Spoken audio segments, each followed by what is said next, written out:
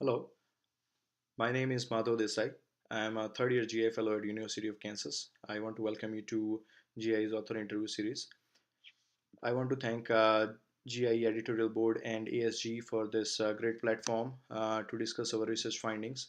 I'll be discussing about our manuscript on increasing prevalence of high-grade dysplasia and adenocarcinoma on index endoscopy in Barrett's esophagus over the past 2 decades. Data from a multicenter US consortium. Finding of prevalent dysplasia in patients with Barrett's esophagus is concerning, but currently we do not know um, exact prevalence of dysplasia in Barrett's esophagus patients over last years, and we wanted to examine if there is a trend towards stable or increase in prevalent dysplasia over recent years. We analyzed information from Barrett's esophagus multicenter registry, which collected information of Barrett's esophagus patients from multi-center, over several years.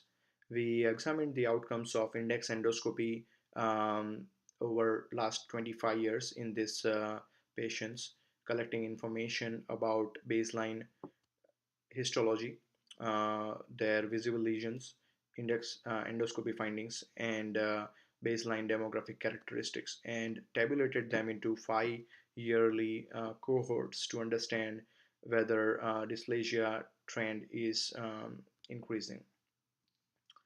We had overall 3,643 patients who underwent index endoscopy in this registry, and non-distal non-dysplastic Barrett's esophagus was found in 70.1% of the patients, while 11.5% had low-grade dysplasia. High-grade dysplasia was noted on index endoscopy in 5.4%, while esophageal adenocarcinoma was recognized in 5.1% on index endoscopy.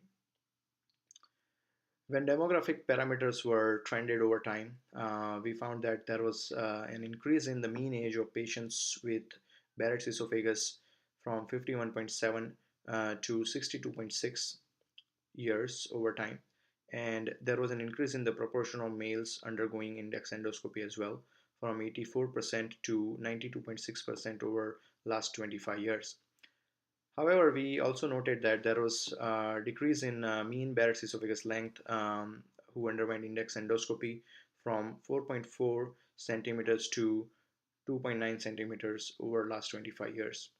When baseline histology was compared, presence of low-grade dysplasia on index endoscopy remained overall stable in last 25 years. However, we noted that there was a significant increase in finding of high-grade dysplasia and esophageal adenocarcinoma on index endoscopy findings.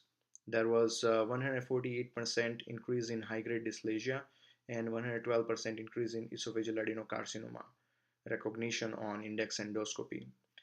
When these outcomes were analyzed in multi variable logistic regression model, adjusting for age, gender, race, and time frames, the outcomes were still statistically significant and trend was still persistent. We also noted that there was a significant increase in the detection of visible lesions on index endoscopy. In 1990 to 1994, 5.1% had visible lesions found on index endoscopy exam. This increased to 16.3% in 2010 year onwards index endoscopy exam. Several factors can contribute to this trend, which we are discussing in the paper. Our results suggest that the prevalence of high-grade dysplasia and esophageal adenocarcinoma has significantly increased over the past 25 years, despite decrease in Barrett's esophagus length during the same time period. This increase parallels an increase in detection of visible lesions, suggesting that meticulous examination at the index endoscopy is very crucial. We again want to thank ASG and GI from all the authors on this manuscript, and I want to thank all the co-authors for this project, making it happen. We will welcome your questions. Thank you.